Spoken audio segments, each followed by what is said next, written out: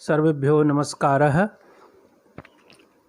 धर्मशास्त्र मीमांसा विभागे धर्मशास्त्र विषये शास्त्री चतुर्थ सेमेस्टर इति कक्षायां ये छात्राः सन्ति तेषां कृते अयं पाठः। विगत कक्षायां धर्मशास्त्र विषये श्राद्ध शब्दार्थ विमर्शं पाठितं मया। इदानीं श्राद्धस्य अधिकारिणः इति विषये किञ्चित् पाठयामि। हिंदी भाषायां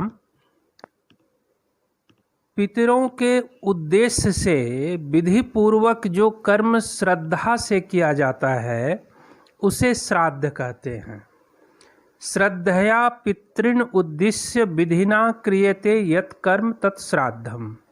श्रद्धा से ही श्राद्ध शब्द की निष्पत्ति होती है। यद्यपि ये सारी बातें हमने विगत कक्षा में बताए हैं, पुनः संगति बैठाने के लिए श्रद्धार्थमिदं श्राद्धम श्रद्धया कृतं संपादितम इदं श्रद्धया दीयते यस्मात् तच्छ्राद्धम तथा श्रद्धया इदं श्राद्धम।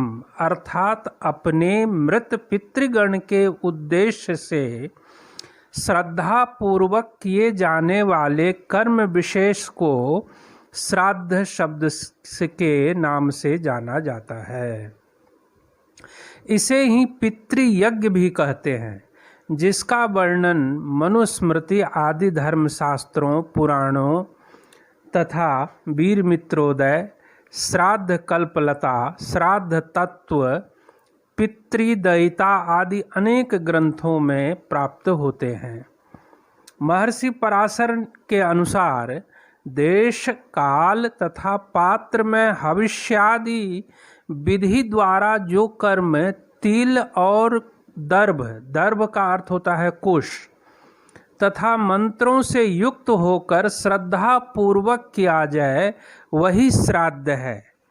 देशे काले च पात्रे च विधिना हविषा च यत् तिलैर्दर्भैश्च मंत्रैश्च श्राद्धम स्यात् श्रद्धया युतम।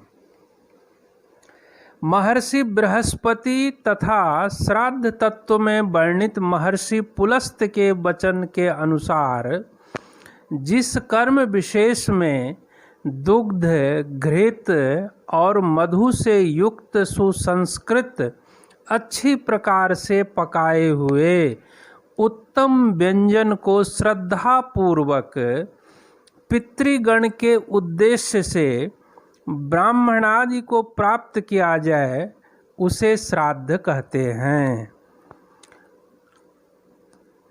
इसी प्रकार ब्रह्म पुराण में भी श्राद्ध का लक्षण लिखा है। देश, काल और पात्र में विधि पूर्वक श्रद्धा से पितरों के उद्देश्य से जो ब्राह्मण को दिया जाए उसे ही श्राद्ध कहते हैं। देशे काले च पात्रे च श्रद्धया विधिना च यत् पितृन्नुद्दिश्य विप्रेभ्यो दत्तम श्राद्धम उदाहृतम। श्राद्ध के अधिकारी कौन होते हैं, यह विचारणीय प्रश्न है।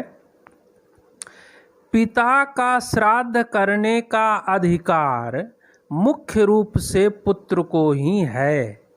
कई पुत्र होने पर अंत्येष्टि से लेकर एकादशाह तथा द्वादशाह तक की सभी क्रियाएं ज्येष्ठ पुत्र को करनी चाहिए। विशेष परिस्थिति में बड़े भाई की अनुमति से छोटा भाई भी इस कार्य को कर सकता है। यदि सभी भाइयों का संयुक्त परिवार हो तो वार्षिक श्राद्ध भी ज्येष्ठ पुत्र के द्वारा ही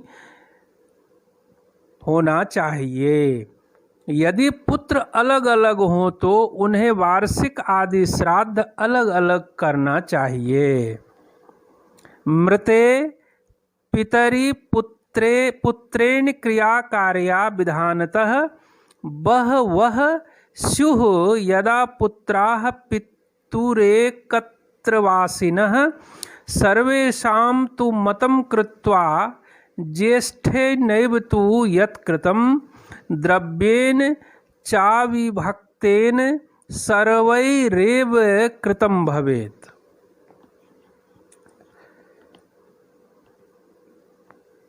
स्मृति संग्रह तथा श्राद्ध कल्पलता के अनुसार श्राद्ध के अधिकारी पुत्र, पौत्र, प्रपौत्र, दौहित्र अर्थात पुत्री का पुत्र, पत्नी, भाई, भतीजा, पिता, माता, पुत्रवधू, बहन, भांजा, सपिंड तथा सोदक कहे गए हैं। इनमें पूर्व के 9 रहने पर, समझ रहे हो ना, पूर्व के 9 रहने पर क्रमशः बाद के लोगों का श्राद्ध करने का अधिकार है।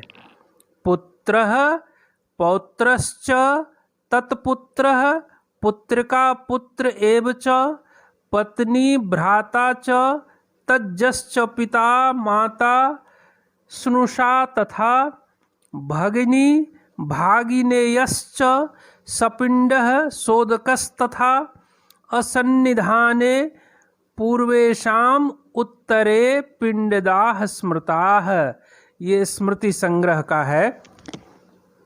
विष्णु पुराण के वचन के अनुसार पुत्र, पौत्र, प्रपौत्र, भाई, भतीजा अथवा अपनी सपिंड संतति में उत्पन्न हुआ पुरुष ही श्राद्धादि क्रिया करने का अधिकारी होता है।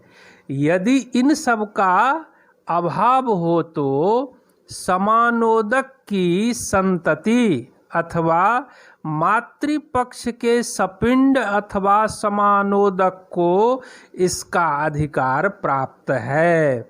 मातृकुल और पितृकुल दोनों के नष्ट हो जाने पर स्त्री ही इस क्रिया को कर सकती हैं अथवा साथियों में से ही कोई करे या बांधवहीन मृतक के धन से राजा ही उसके संपूर्ण प्रेत कर्म को करवाने की व्यवस्था करें।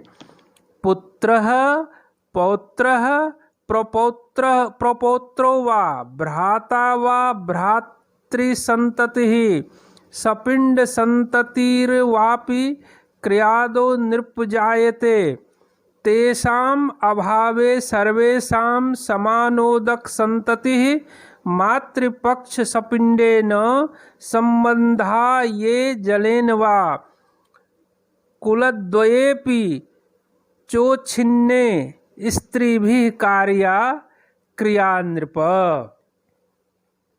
मार्कंडे पुराण ने बताया है कि चूंकि राजा सभी वर्णों का बंधु होता है, अतः सभी श्राद्धाधिकारी जनों के अभाव होने पर राजा उस मृत व्यक्ति के धन से उसके जाति के बांधवों द्वारा भली भांति दाह आदि सभी और्ध्व दैहिक क्रिया करवा सकते हैं। सर्वाभावे तु नृपतिः कार्येत तस्य रिक्ततः तज्जातीयेन वै सम्यग् दाहात् याः सकलाः क्रियाः सर्वेषामेव वर्णानां बांधवो नृपतिः यतः। यह मार्कंडे पुराण से लिया गया है। ये इस प्रकार श्राद्ध के अधिकारी ये लोग हो सकते हैं। श्राद्ध पर बहुत कुछ बताना है, अगली क्लास में और बताएंगे। धन्यवाद।